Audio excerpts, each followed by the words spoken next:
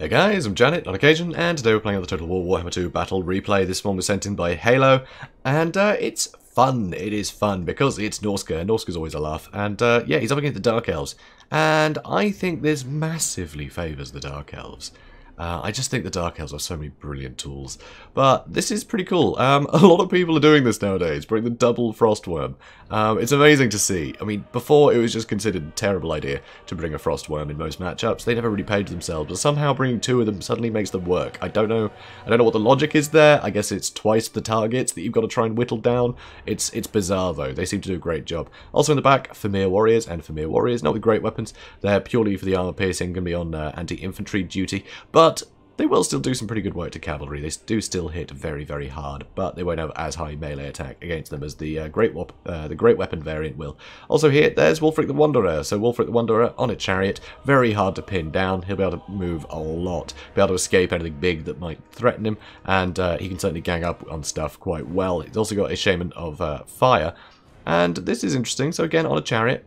But he's getting a fireball out here onto the Raven Heralds. And the Raven Heralds are a must-have in this matchup. You've always got to figure out how you're going to kill the Raven Heralds in this one, because they are so good at dealing with things like Fimir Warriors. You can just wipe out a unit of Fimir before they get to the front line with Raven Heralds almost every time. So it is very, very difficult, because there's just nothing good ranged that can deal with them. So using a fireball, not a bad idea, killing two models at a time. That is suddenly a huge chunk of their ammunition that they're not able to use anymore. Wow, three actually. 3 dead in one fireball. Really interesting move there.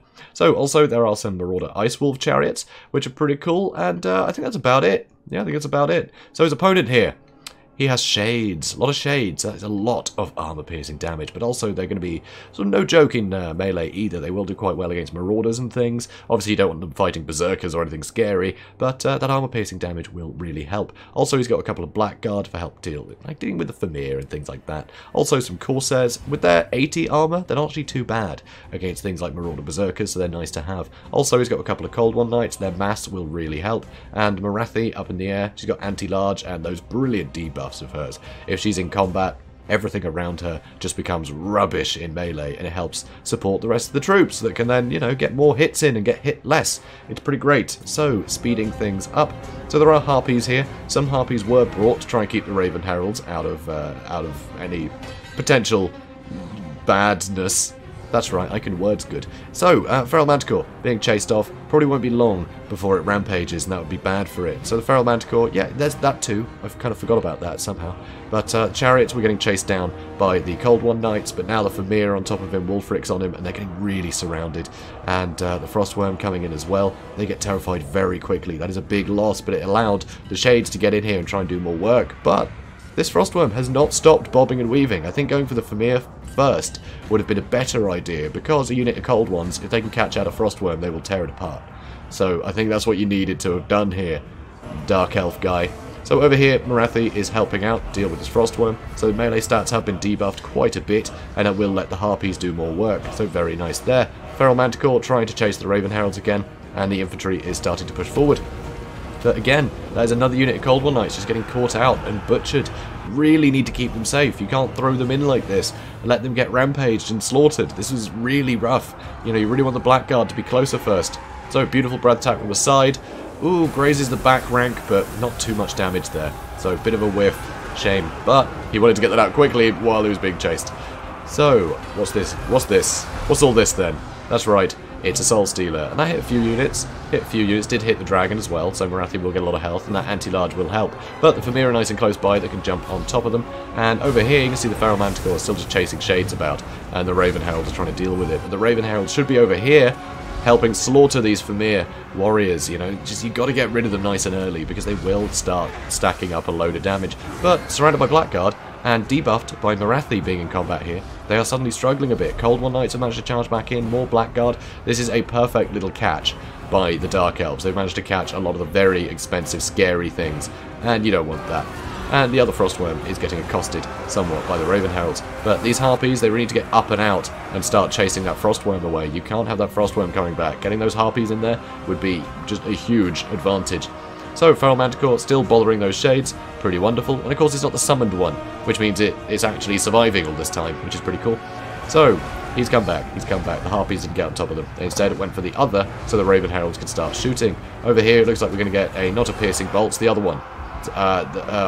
The metal one. Whatever it's called. Searing Doom? No, because he's fire. That is piercing bolts. Yes, piercing bolts. Okay, cool. Anyway, that did a lot of damage to Blackguard. So, Dragon still trying to deal with all this stuff. He's going to try and land so that other units can support, such as these Famir Warriors and Wulfric. So that is great. Land, and it forces these guys to land, and then you can get on top of them. But it looks like another Soul Stealer is going to happen here, I think. Give me another Soul Stealer. Oh wow, another little Fireball doing a ton of damage to Morathi there. But she's going to get a lot of health back with that Soul Stealer, and that's going to do a lot of damage to the units that are in here. So, that Frostworm is running. He did get Soul Stealered too. So, nearly dead, 68 health. We're probably not going to see him coming back and making that much use of himself anymore. So here, it looks like, is this going to be, yeah, Burning Head, just on that one unit Corsairs. I mean, I think Wulfric could have just run them down pretty happily. But that's a, ooh, yeah, that's Morathi dead. That's a big deal. That is a big deal.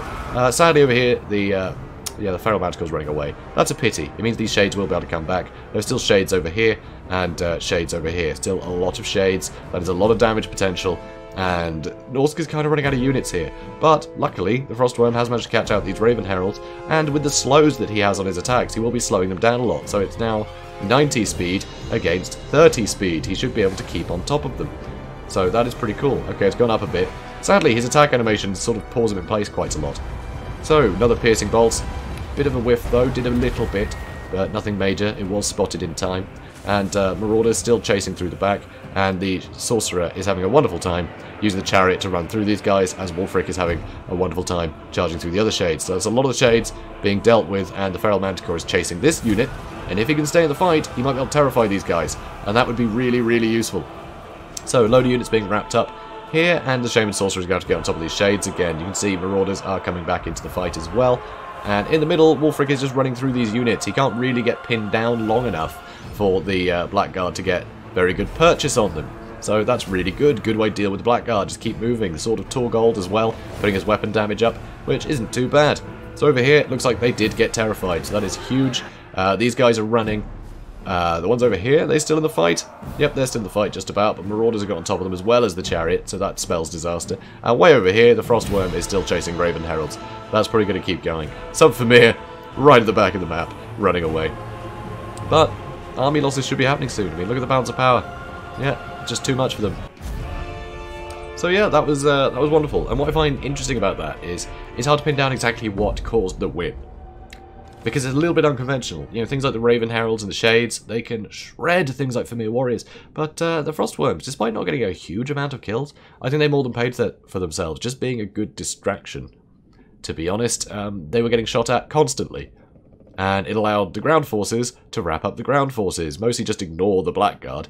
But yeah, just so much attention was placed on these Frostworms. The Manticore was able to wrap up a unit of Shades, that's pretty, you know, similar cost for those. Wulfric and the Brayshane were able to just run around and just get through all of the Corsairs really nice and easily. Marauders just kept things pinned for a little while. But I think the main thing might be that the Cold One Knights got caught out and killed immediately. And the Raven Heralds never really were able to do too much damage. When they were shooting at something, it was the Frostworms that could bob and weave. It wasn't at things like the Famir that can't really dodge as easily. So I think that was the problem. Raven Heralds weren't able to get a lot of use out of them. And yeah, and Morathi just, as soon as she got in combat, she got murdered. When she finally came into combat, it was against a big clump of units, or at least units where there were things nearby. And again, that was because all the attention was on the Frostworm, so when the Frostworm landed, everything chased and landed too. So Morathi just got caught out there. So it was pretty brutal, but it was very close, because this is not a very conventional army, and it definitely favours the Dark Elves here. But both very unconventional armies. I just think there was the odd mistake on the part of the Dark Elves that sadly cost him the battle. Losing the Cold One Knight so early was pretty devastating, and Morathi letting herself get caught out like that, that's enough to cripple an army straight away. So yeah, great fight though. Great fight between these two. You know, same clan, so these were friendly, but it was still a hell of a fight. So well played, guys, and if you enjoyed all this, then please do comment, like, and subscribe, and I will see you all in the next one. Have a good day, guys.